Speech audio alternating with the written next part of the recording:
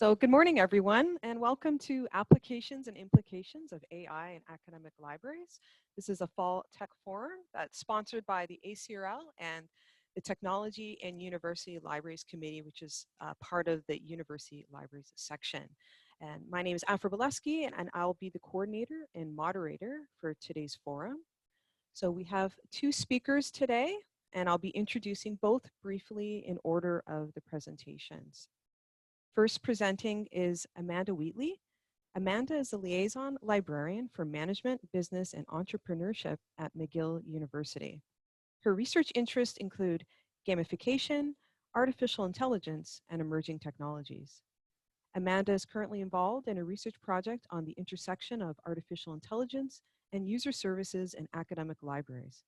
She's working towards the promotion of AI literacy for all. And next, our speaker is Michael Ridley.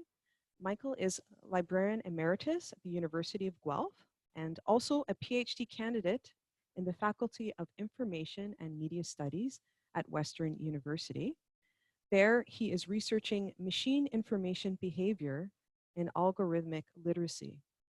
For many years, he was the Chief Information Officer and Chief Librarian at the University of Guelph. Currently, he is a postgraduate affiliate at the Vector Institute and a visiting scholar at the Ryerson University Library. Ridley holds degrees from Guelph, New Brunswick, and Toronto. Just going to advance my slide. So this is the timeline of the program today, from 11 to 11:05. Obviously, we're doing our welcome and introductions. Then I'll be passing it over to Amanda Wheatley, where she will do her presentation from 11:05 to 11:35, and Michael Ridley will follow, and he'll have roughly 30 minutes, and then we'll end off with a Q&A as well as a wrap-up. I'll now hand this over to Amanda to share her screen. Thank you. Thank you.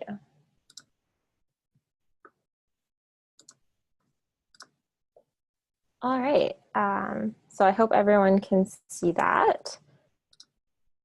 My name is Amanda Wheatley. I'm the Management, Business, and Entrepreneurship Liaison at McGill University. I'm here today to talk about the current state of AI.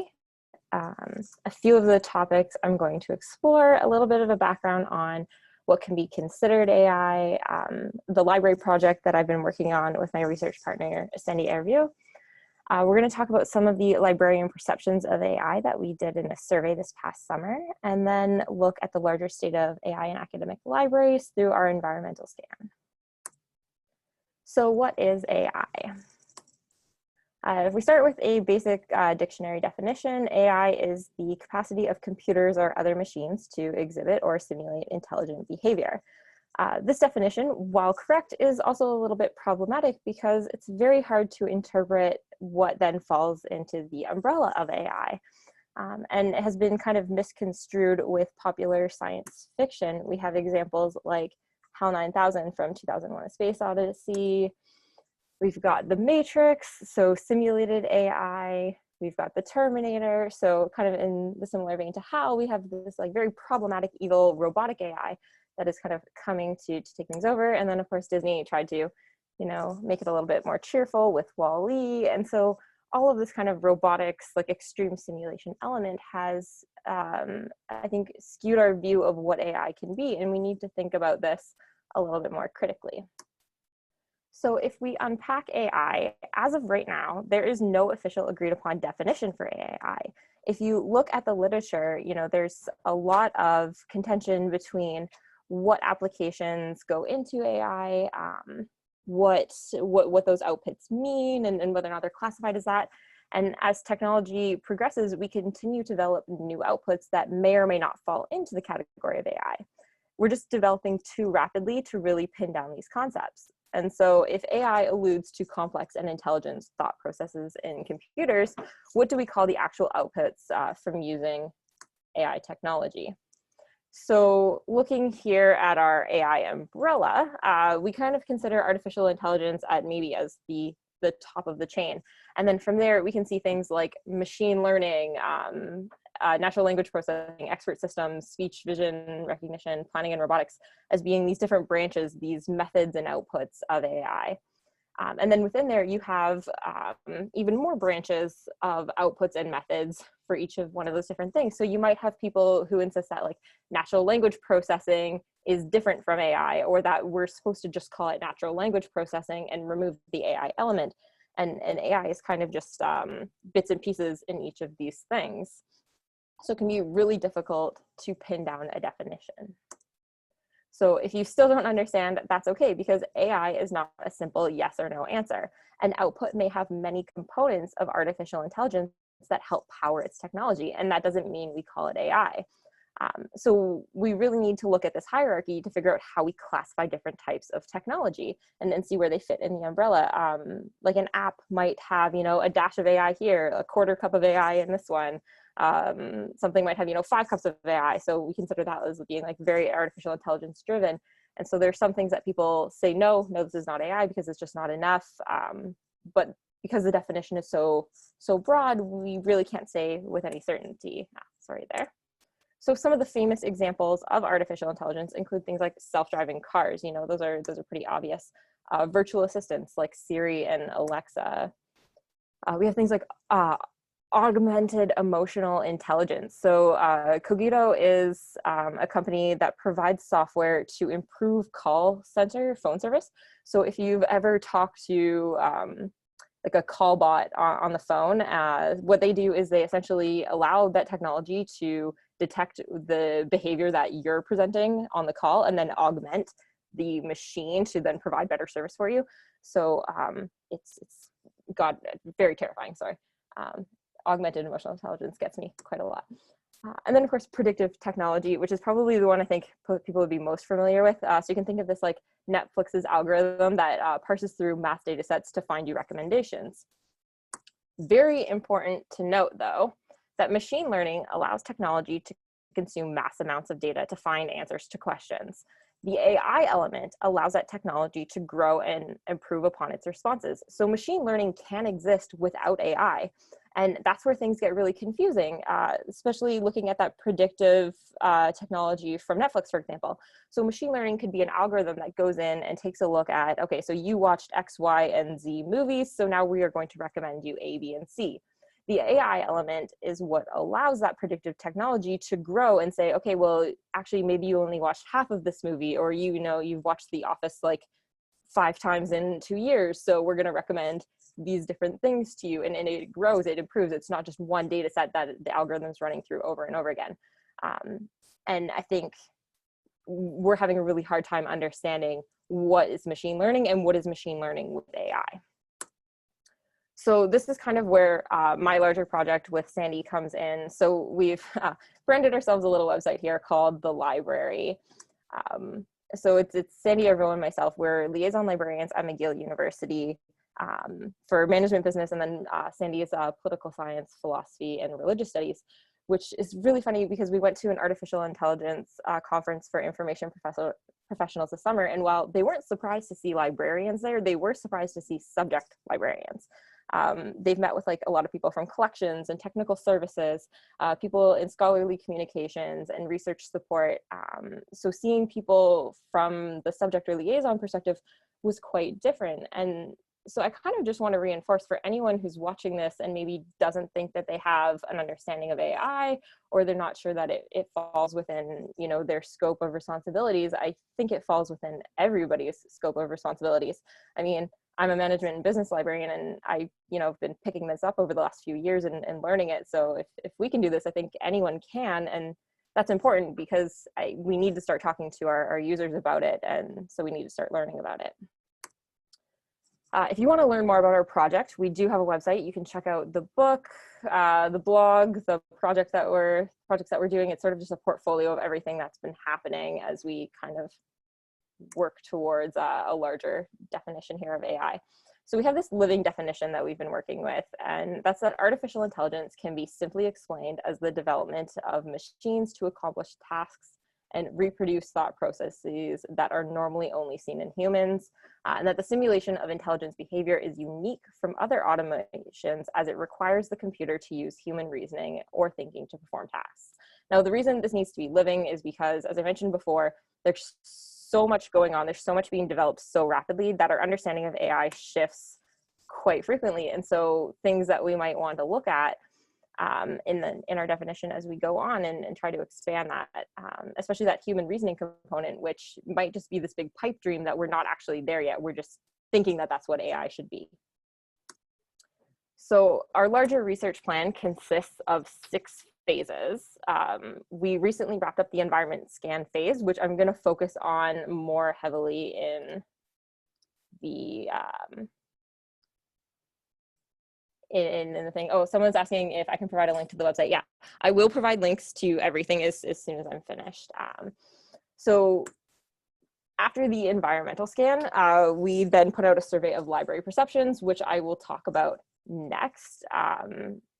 And then, of course, we also started our device testing. So by device testing, Sandy and I were particularly interested in the use of virtual assistants to kind of augment the research process. So we're looking a lot at Google Assistant, Alexa, Siri, Cortana, that kind of stuff. And then, so phases 1, 2, and 3 are either complete or in progress. Phase 4 is where we want to then bring in student perceptions and then go back, do some more device testing with the students, and hopefully have all of this culminate in an AI experience. So librarian perceptions of AI. This was a survey that we submitted that we put out this summer. If you participated in it, that's great. Thank you very much. We had 374 responses and about 222 full responses. So those will be the ones analyzed. The majority of the respondents were from academic libraries, and we had about an even split from the US and Canada.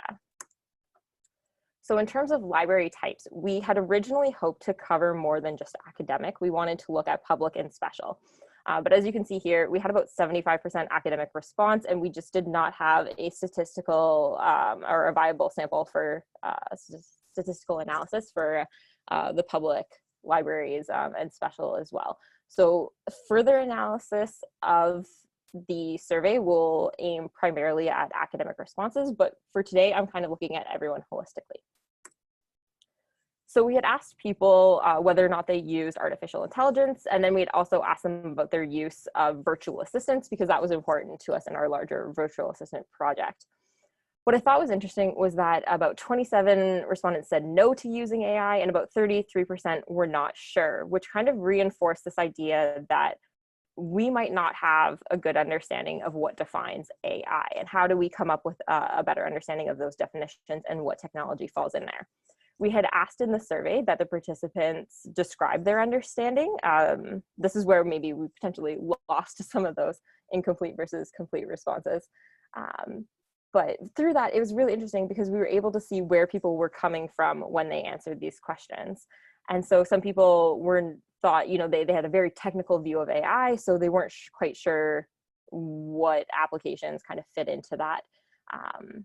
And so I think it's interesting to see that, you know, we have this like very high, like definitive no for use of virtual assistants. That's very easy to say, no, I do not use a virtual assistant. But for AI, I think it's a lot harder to say that, no, you don't use it, because oftentimes we don't even know it's there. It's just that little pinch or that little half a cup of AI in a larger algorithm. So we had also asked whether or not having access to AI or virtual assistants had had a positive impact on librarians' personal lives. I apologize, I'm experimenting with some emoji data visualization right now, so we're going to see how that goes today. Largely across the board, I would say most responses to the survey were pretty neutral. A lot of librarians didn't have opinions one way or another, but we did get about 24% that agreed that AI had had a positive impact on their personal lives, and about 15% disagreed. So to kind of combat that, we had asked about their work life as well.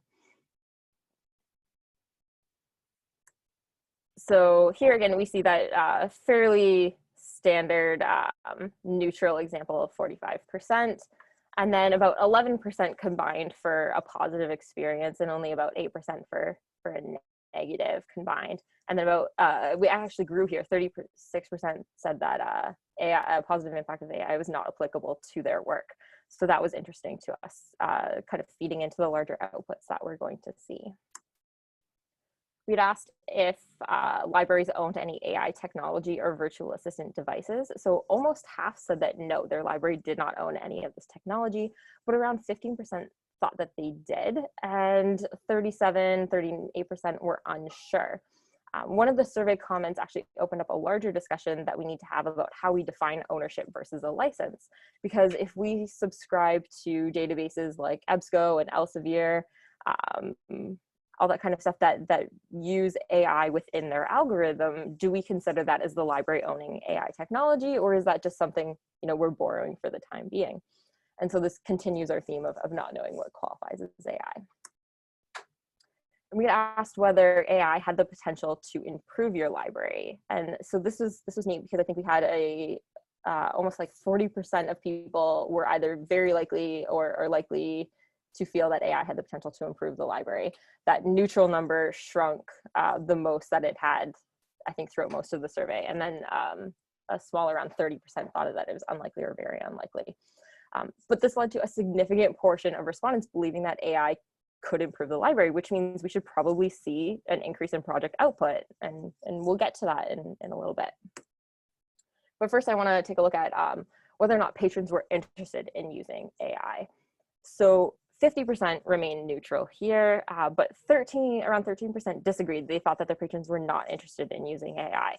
And so one of the things that might be interesting for that is to see, when we filter out the non-academic librarian responses, how that changes.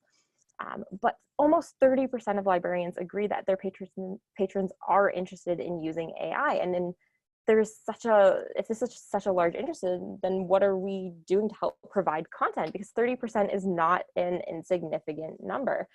As a business librarian, when I do market research with groups who are trying to launch products as part of their business plans or their assignments, you know, if we see 30%, that's quite significant. So if this is a large, you know, percentage of our user base, why aren't we catering to them more? And so let's take a look at the people who are catering to them. So the state of AI in academic libraries.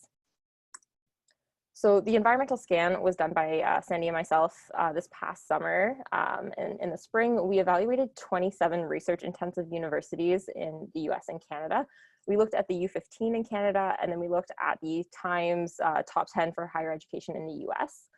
So this amounted to 25 institutions originally, and then we expanded to include the University of Rhode Island and Oklahoma University doing our second round of reviews, because we thought they were providing such significant outputs that they needed to be considered.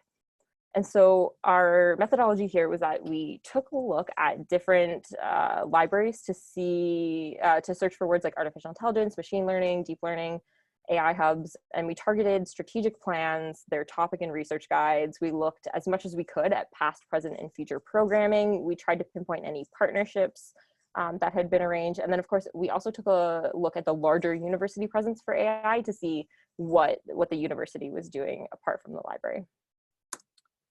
So a bit of the sample here of the U15 are the top 10 if you're not familiar with either or. So notably, 100% of universities do not mention artificial intelligence in their strategic plans. This was, not a surprise to us. We didn't really anticipate it was going to be there. We did get mentions to things like emerging technology or digital scholarship. Those were probably the most popular, but we did think it was notable that artificial intelligence was not mentioned once. So a kind of snapshot here was that all universities had an AI presence at large. They had significant researchers. They were providing AI hubs outside of the library. They were subscribing to technology. They were doing speaker series or workshops. Only one academic library that we reviewed had a subject guide at the time dedicated to AI. We do know that there are others out there that were not from institutions reviewed, or that others have emerged in the time since. As well, at the time, 5 libraries were offering programming and activities related to AI, which amounted to about 18.5% of libraries scanned. which was interesting because our perception survey indicated about 12% thought that AI was being used in their library. So that was a neat little correlation to look at. And then 0.05 said in the scan that they thought their libraries provided workshops, which I think is pretty consistent with what we're going to see later when we expand the academic perceptions of AI. Yet, of course, 30% of librarians indicated their patrons were interested in AI, and yet we're not seeing that much output. So some of the notable examples that you might want to look, and I'm going to include links to all of this when I'm done talking. University of Rhode Island Library. They are one of the only ones that we could find in North America that had an actual AI lab as part of the library. So within there, they have a GPU server, they have 6 Lambda Tensor books, they have Amazon Echoes and Google Home Minis that students can use. And they're currently targeting 3 different courses. So 2 engineering courses, the Wearable Internet of Things and Neural Engineering, and then a philosophy course, Introduction to Philosophy. And these will have students come in here as part of their projects to work on these machines and kind of develop a better understanding of AI. Stanford University Library had kind of the flip to this, where Rhode Island's was this public AI lab in the library. What Stanford has is an internal AI studio. So if you're not familiar with this, I also recommend taking a look. They are looking at the application of AI to help make their collections more discoverable and analyzable. They do have some partnerships as well that are quite interesting. So it's staffed by volunteer librarians who take on these projects. It's not yet open to the public, but they do have a webpage where they list all of the different tasks that they're doing. They have a blog, and in the past they've brought in speakers. So they're very much having these discussions about AI. Oklahoma University is one of my personal favorite examples because it's just so interesting. And frightening at the same time. As you'll see here, the first example is kind of outside of the library, but also connected tangentially, is the Alexa in Education program. So Oklahoma University is part of a pilot project, which is asking students to develop Alexa skills. So the students work on creating new skill sets that can be downloaded into the devices and used. And some of those applications might include possible library integration. So they've been experimenting with being able to ask Alexa information about a student's library account, like how to renew a book, how to find something in the catalog, that kind of thing. They also have 600 Echo Dots placed in student residence on campus, which I think is probably the most frightening part of that partnership to me. That, you know, all of those Echoes are around, but who am I one to talk? I've got like 2 Amazon Echoes in my office right now that are listening to this webinar. Oklahoma also has the projects in artificial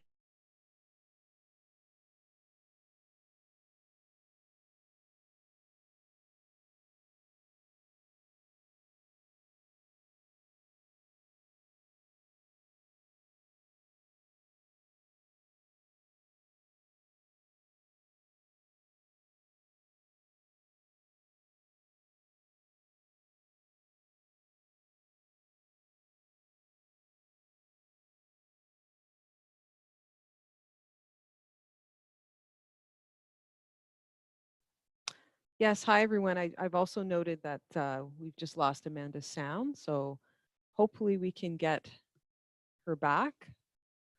I've contacted her. Can anyone hear me now? Yes, we can.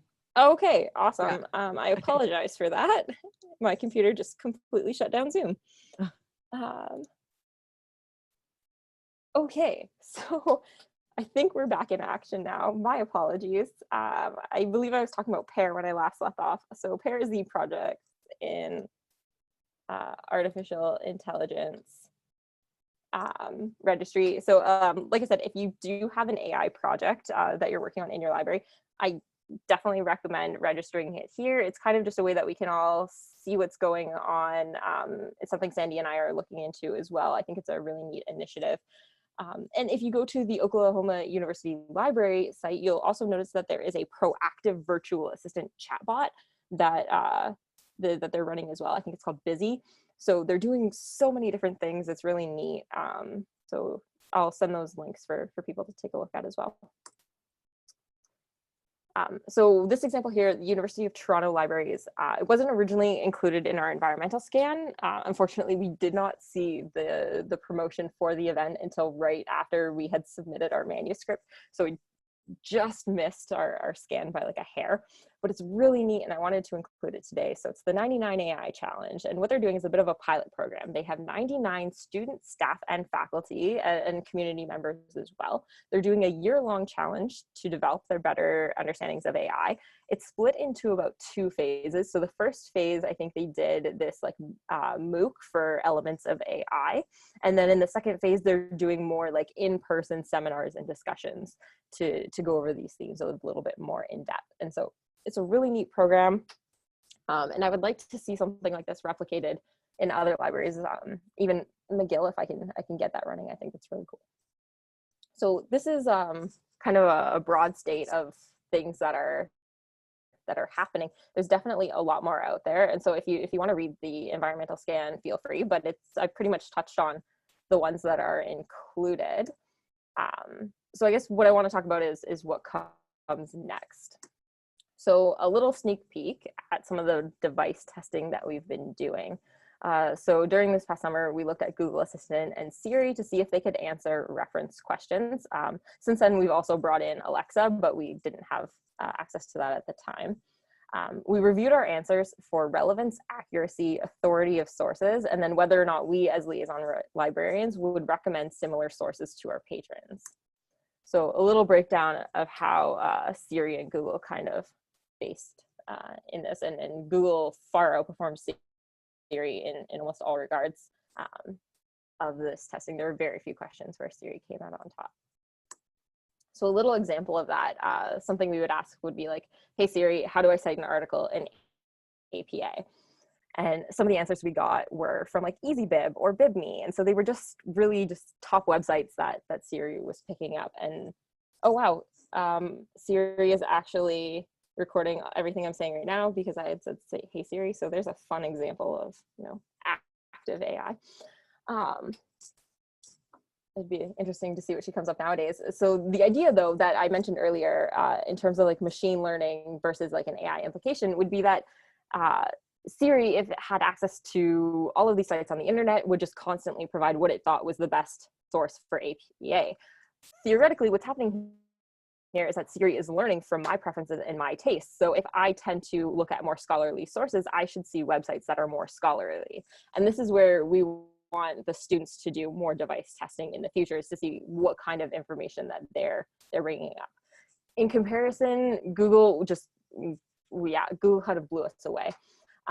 We asked Google the very same question. The first thing that was brought up was a LibGuide. The Google Assistant brought up an image from that LibGuide to then break down each part of an article citation. And during all of this, I'm getting both text and a voice answer to my question. And so it's very immersive.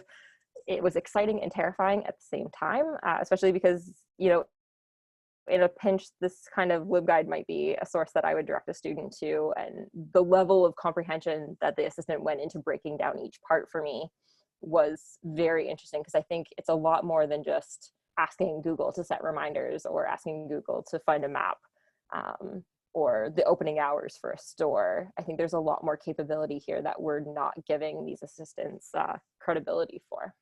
So I think that's going to be interesting to see how that plays out.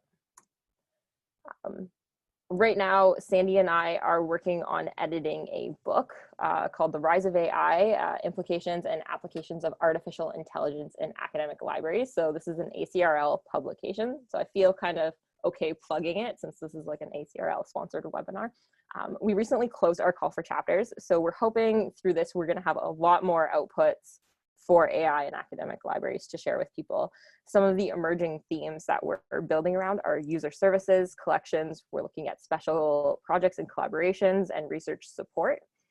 We also want to talk a lot about AI ethics as well. So I think you can expect to see a lot of that within the book. And as all this gets talked about a lot more, we should see more projects coming out of the woodwork here. Now, whenever I do a session like this, I always like to end with 3 takeaways. So 3 kind of major points that I think we need to discuss.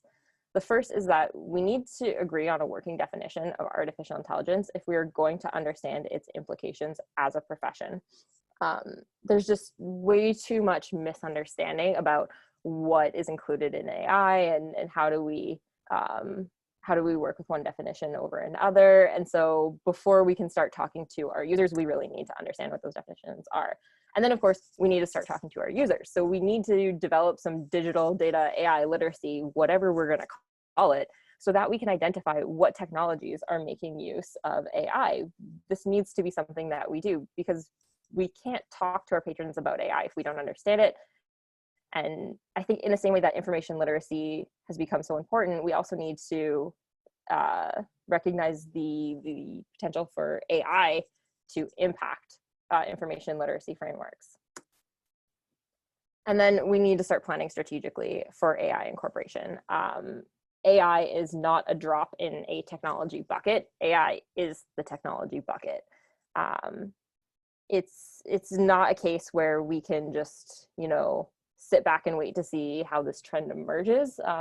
Libraries, I think, have a habit of doing that, of letting sort of automation and digital technologies progress a bit too far before they jump in. And this is, we need to learn from our past. We need to start having active conversations. And it's great that webinars like this are taking place, because we're able to do that. But in a way, it's almost sad, because we should have been doing this like 5-10 years ago. And if we don't start picking up the pace, we're going to get left behind. And, we have things like CFLA and IFLA and ALA who have been putting out a lot of statements about artificial intelligence lately.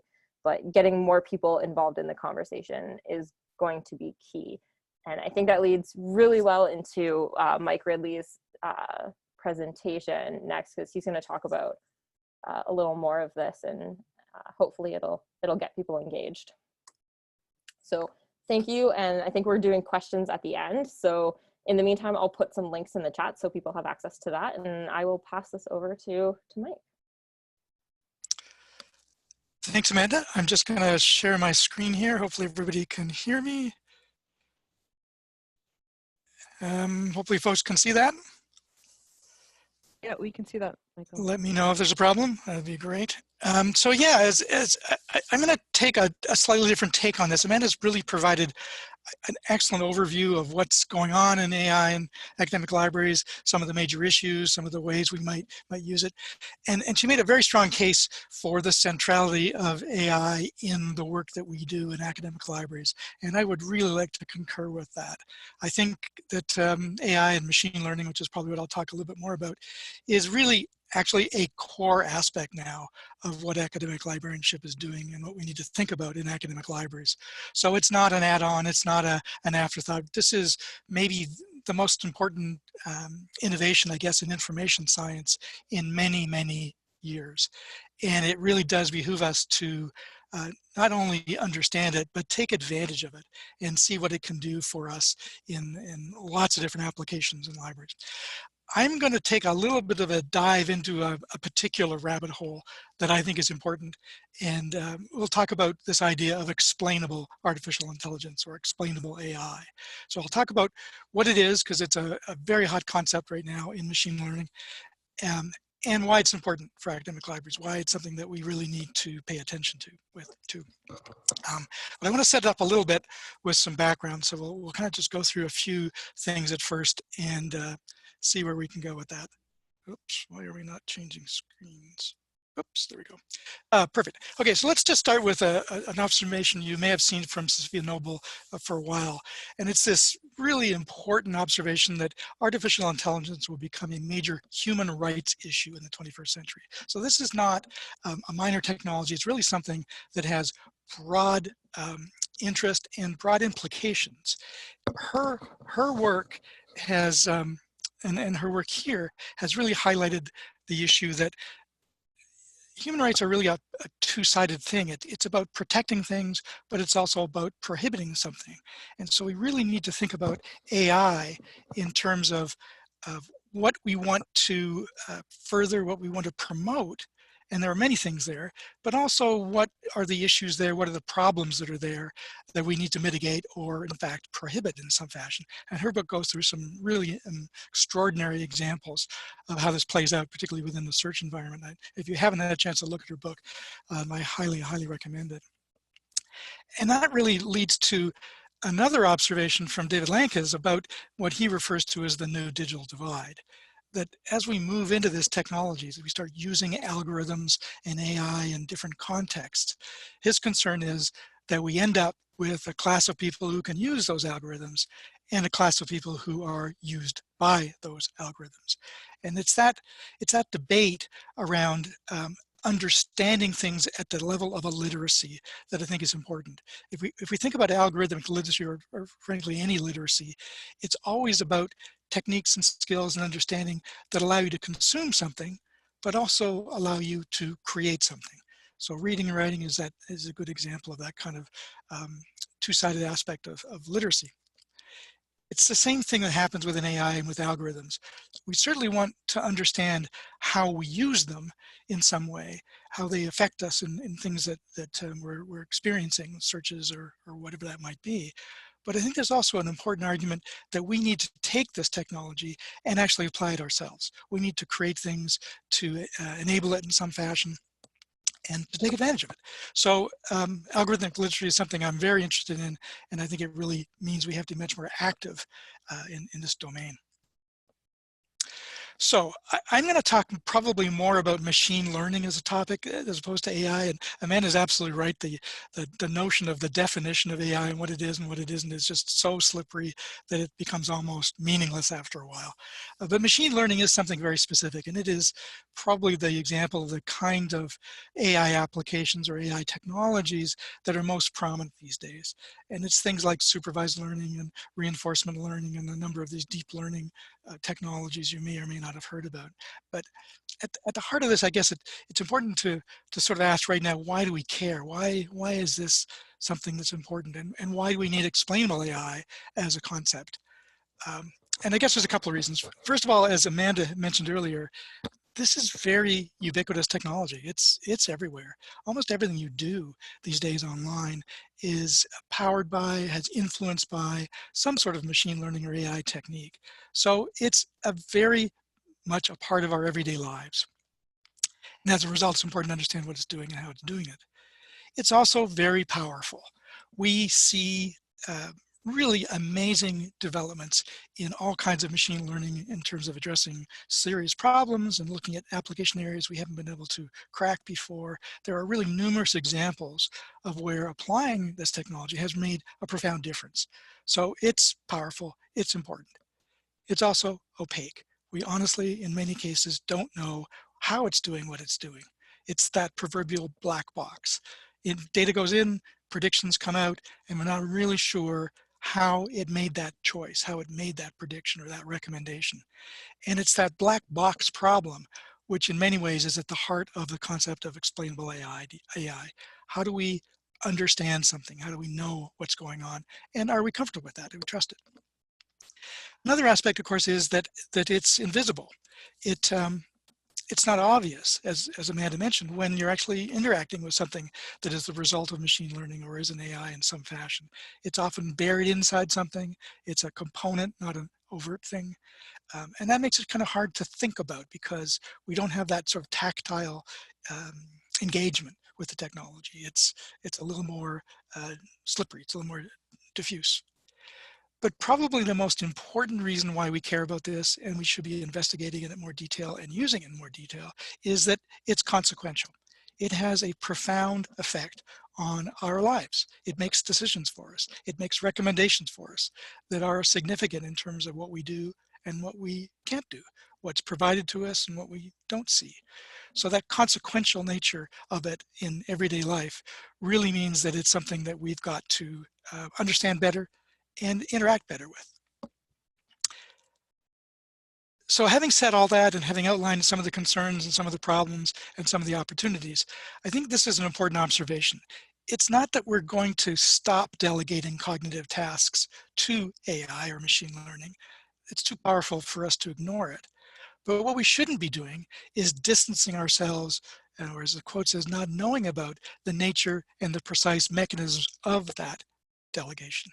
So if we're going to use this technology, if we're going to advance it and embed it in various ways, in various tools or products, we really need to understand what's going on, what's happening, what it's doing, why is it doing it, why is it not doing something else, how it operates in many different dimensions. Because if we don't do that, we're kind of abrogating our responsibility, I think, as information providers and in terms of things like information literacy as well. So yes, we want to use this, but we want to use it in a more critical, more thoughtful, more engaged way.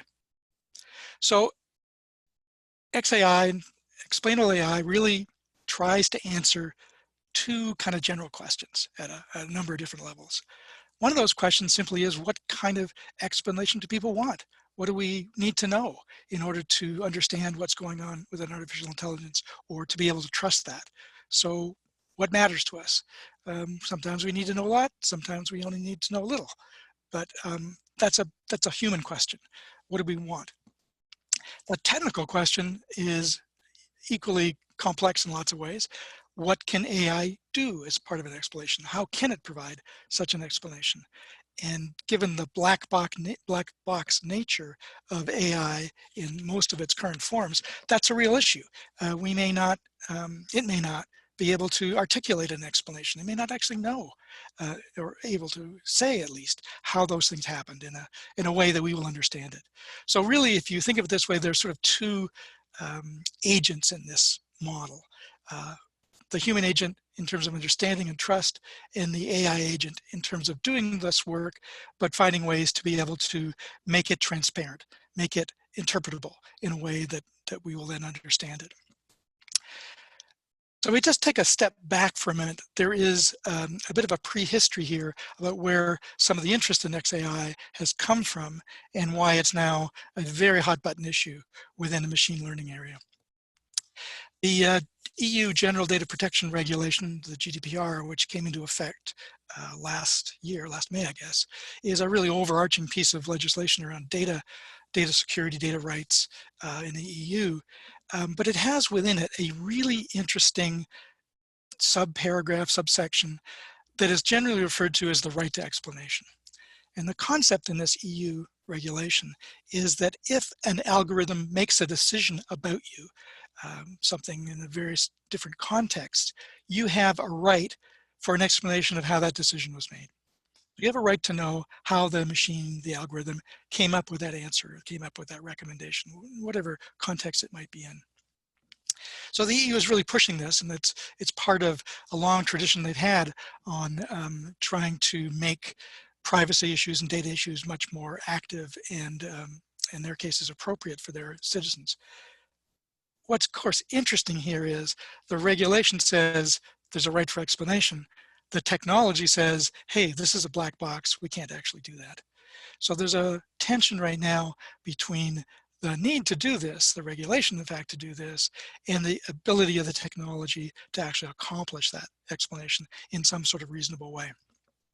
And we'll talk about a number of the ways that that can happen, and a number of the barriers, and absolutely the way that libraries can contribute to this. But when we talk about an explanation in this context, I think it's important to understand that different people want different kinds of explanations for different purposes. So if I put up this chart that shows a context, a who it is about, and a focus, you get to see a little bit about how there isn't really one explanation. There's a contextually related or important explanation for the work of an AI. And we need all these things. These are all relevant in different contexts. So if we look at something like developers, people who actually design AI, they are interested in functionality. They're interested in making the system work as well as possible. And they're looking for an explanation that, that can help deliver better performance, better accuracy of that AI. And that's completely reasonable. And they will develop techniques around explainable AI that will focus on that aspect of their work and what they do. Users, on the other hand, are very much application focused, and they want to know how it works because they want to know if they can trust it or not. Is this something that makes sense? Is it something they should pay attention to? Is it something they should question in terms of what it does and the outcome and the effect it has on their lives? So their focus is very different. But there's also a regulator's perspective. And this is really the governance perspective. How do we situate this technology within a larger social, political, economic environment? And how do we develop policy, good policy, that both enables and protects this technology in those spheres? And they're looking for an explanation that is dramatically different. So let's just quickly look at the components of AI or components of machine learning and see that how we understand explainability will actually relate to a number of these factors, that there's explainability aspects that emerge from each of these three areas, which are the core areas of any machine learning or any AI system. So on one hand, you've got simply computation. You've got the machines that do the computational effort. And on one hand, it's very exotic machinery, the GPUs and the TPUs that Amanda mentioned earlier. It's also the fact that that computation is happening more and more on the edge, on your local devices, on your own phone, for example. So computation still is really important because there's significant computational power, but it's moving in terms of where that computation happens. Data is a huge part, and we've talked a lot in other sessions about the importance of big data to fuel AI and machine learning, but also the problem of big data in terms of bias, discrimination, and other aspects that gets amplified when we put it into a machine learning system or an AI system of some sort. And the third component, obviously, is the algorithms themselves, in the sense that these new algorithms, particularly within the last 10, 15 years, with things like neural nets, have really been able to take big data, take the advances in computation, and do the kinds of manipulations that were simply unheard of merely a few years ago. So these three components really add up to areas where, in any of these cases, or combined, we see opportunities both where explainability is needed and where explainability could come from as well. So all these areas really are worthy of our attention in terms of trying to understand what's going on and see whether we actually trust this technology. However, it's also important to understand that AI machine learning are sitting in a larger framework, a larger environment, the political, social, and economic environments, which have a really big impact on how we see this technology working, where are the pluses and minuses, how we have to regulate it or understand it.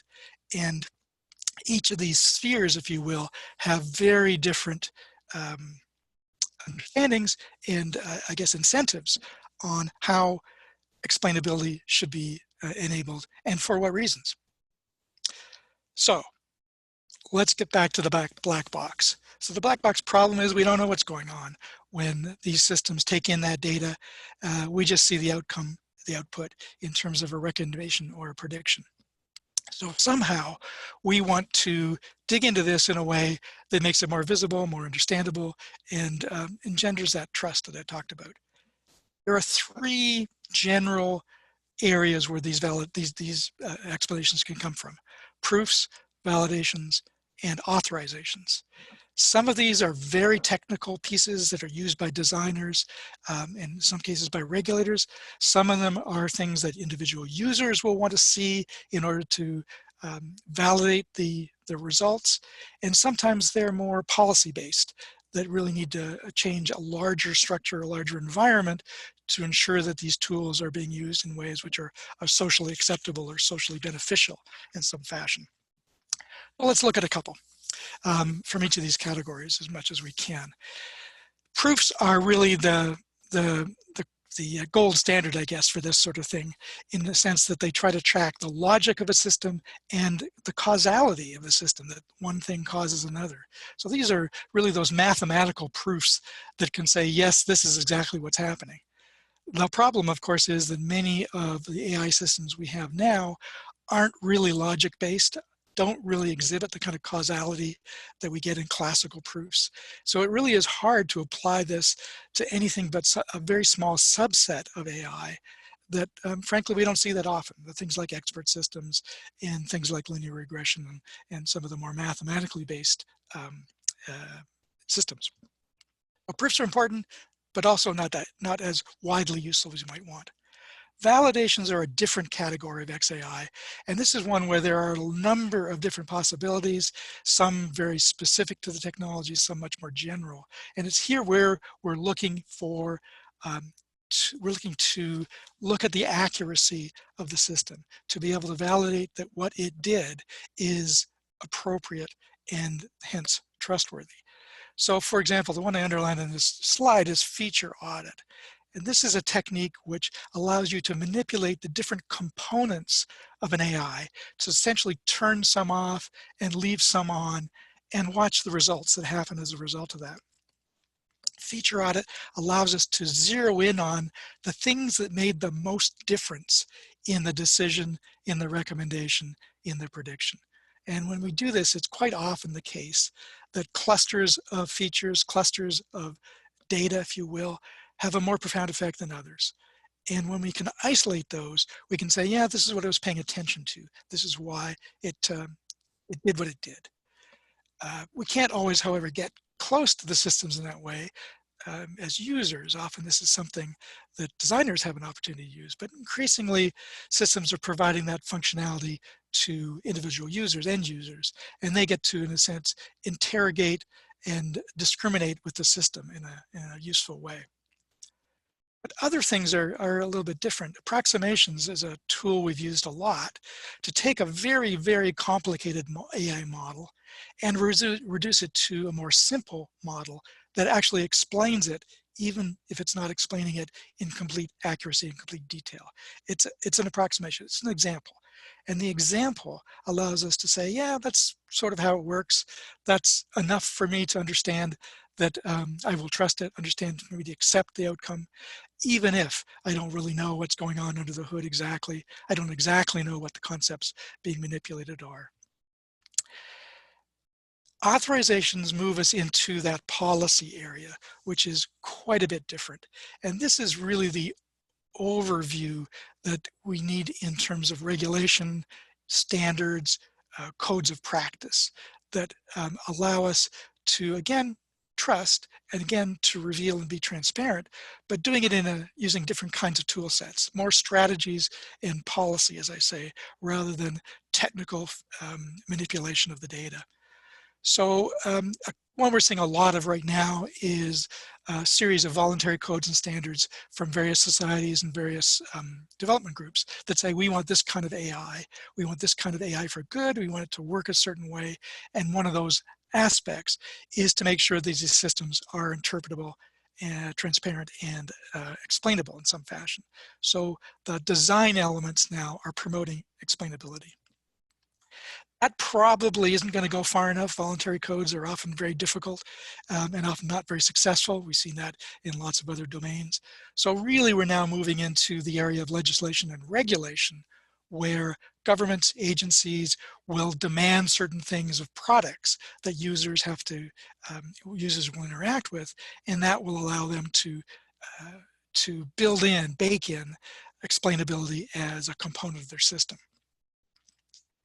Another really useful one, which comes from the financial environment, is to start auditing AI, to start having third-party assessments of what AI can do in order to, or does do, in order to validate what it's doing.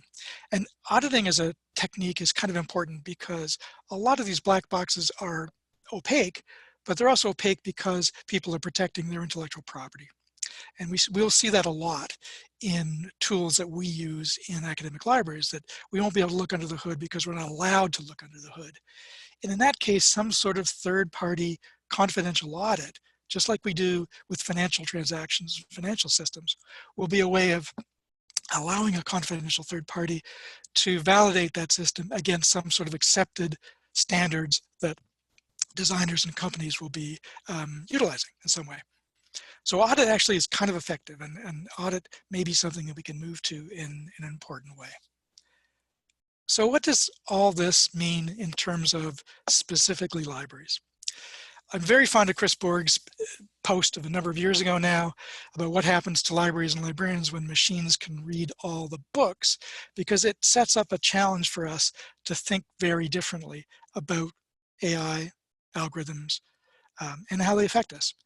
And one of the startling things that she says in that blog post is that she thinks we should be wise to start thinking about machines and algorithms as a new kind of patron, as someone, as something that we need to provide services to in some way. We need to interact with, respond to. Hence, we're really talking about a technology which we don't simply use, but a technology that we can interact with and take advantage of and exploit in all the positive ways we can exploit technologies. So it seems to me that if we follow Chris's direction, that there are some roles for libraries, for academic libraries, which are really important, and I think we should be pursuing. One is simply this area that we've already talked about, algorithmic literacy. We need to raise not only our understanding, but our users' understanding of what this technology is, how it works, and probably more importantly, how they can take advantage of it, how they can use that for their own benefit. And the algorithmic systems are complex at many levels, but they're also very elementary at a kind of an abstracted level. And I think we need to work at all those different levels to really develop skills, understanding, and awareness on algorithmic literacy. And there are a number of projects around trying to do that. And I think libraries are extraordinarily well positioned to take a leadership role on that. I think another thing we really need to do is actually start getting into the technology ourselves. And Amanda certainly mentioned a number of places where this is already happening. We need to do more of that. And more of it in terms of our own development work. A lot of these tools are becoming, I'm going to say, consumer grade, or at least available to folks within the field who can take advantage of them, things like TensorFlow and other tool sets like that. So there really are better opportunities to start utilizing this technology in ways we haven't been able to before.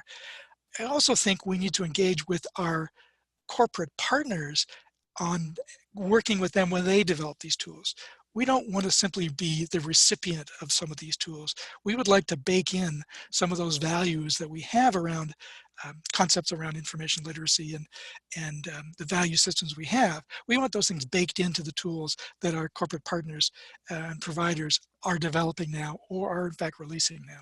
So how do we develop that relationship that allow us to really enhance and influence the decisions they're making?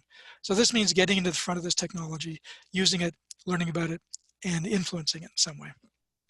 And that leads to advocacy, which I think academic libraries and libraries more generally have always been on the forefront of advocacy around things that make a difference from our world perspective. AI, machine learning, algorithmic literacy is really no different.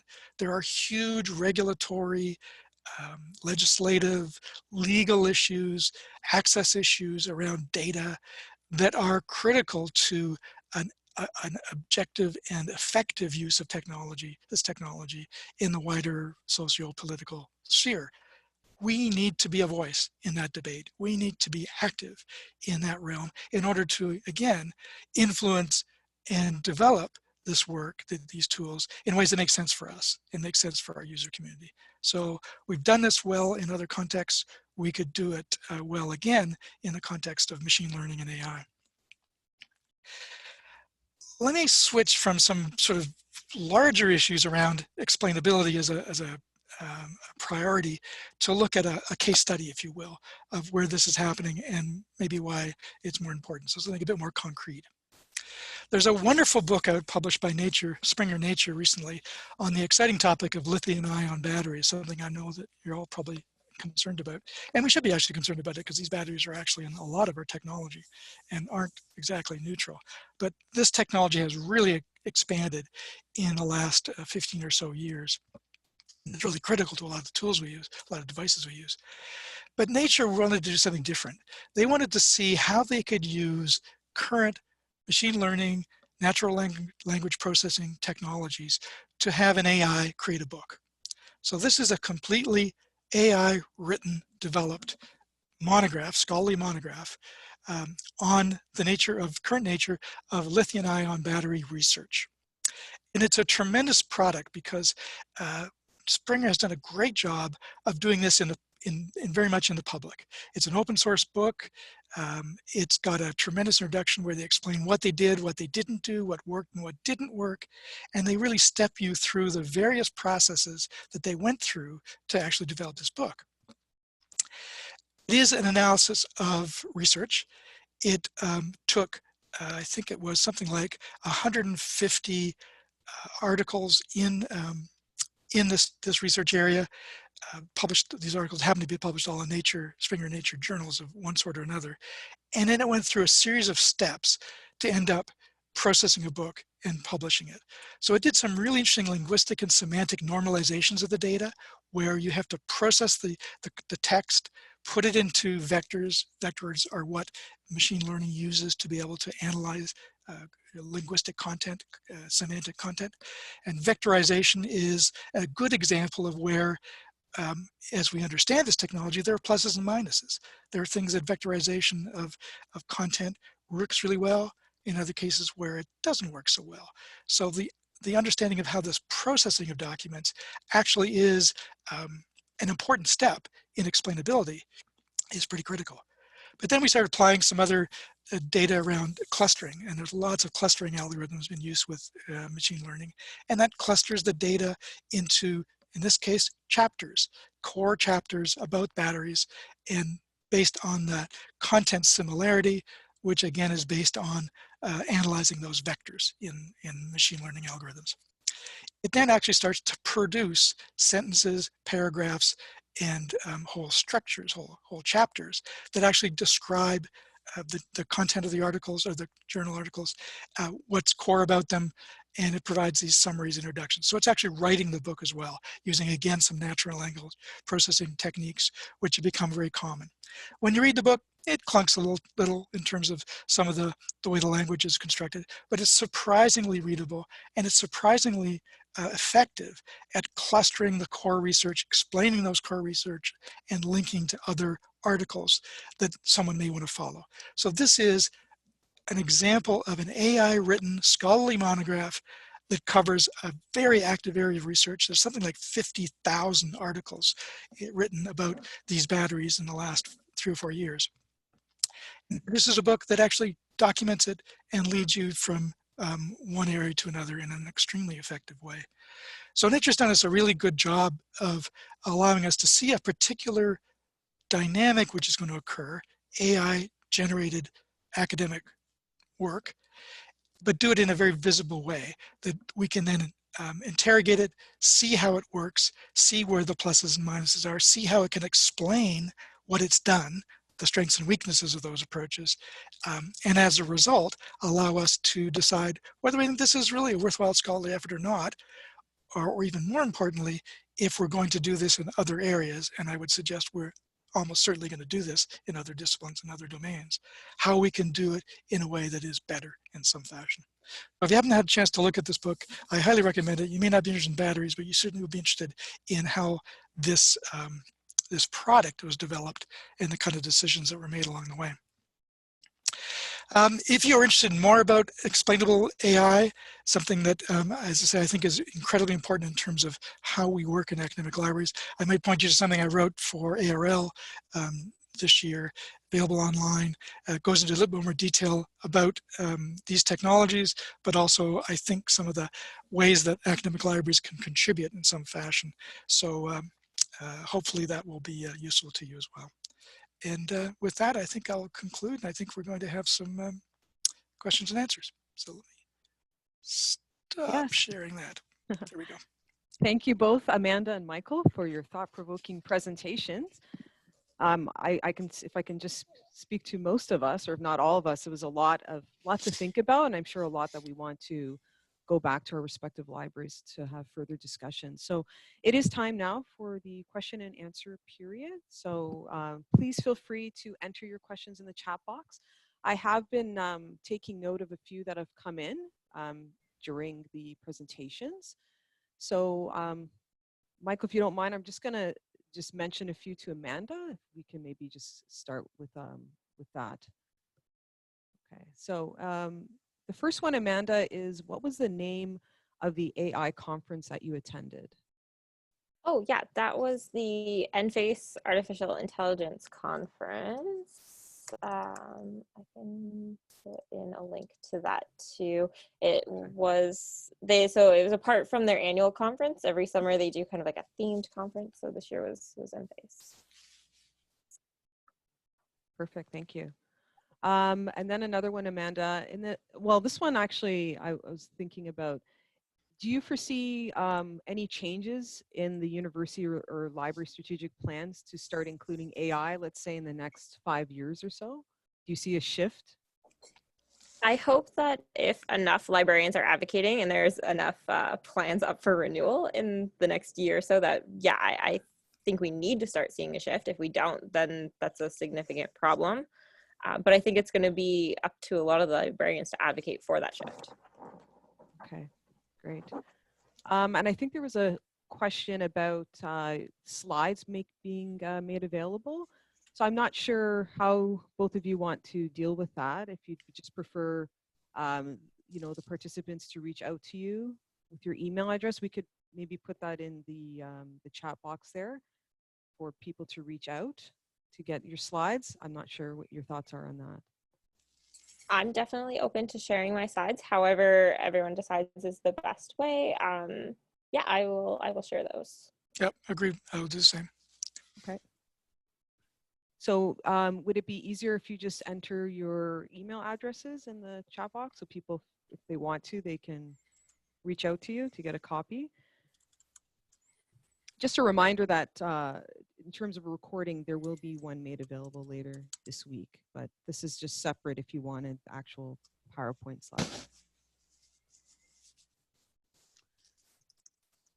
Thank you. And then there was a question, I think this was for you, Amanda, if I'm not mistaken, if you could provide a link to the environmental scan. I'm not sure if you'd already done so or not. Yeah, I put one of those in the chat, but I can do it again. Perfect. Just in case.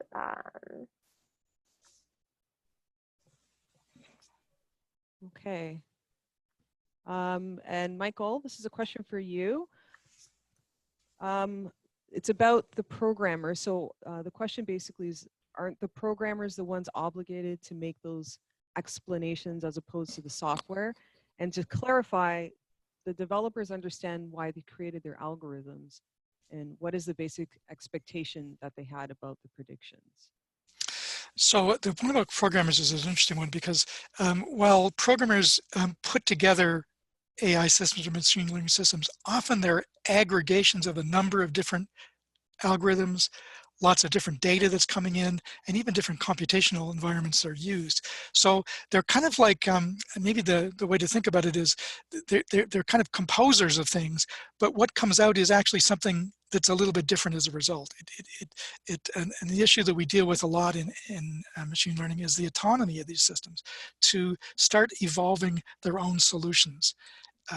And so they kind of, programmers start the process off, but they don't necessarily know how the system actually ended up making the decision it made.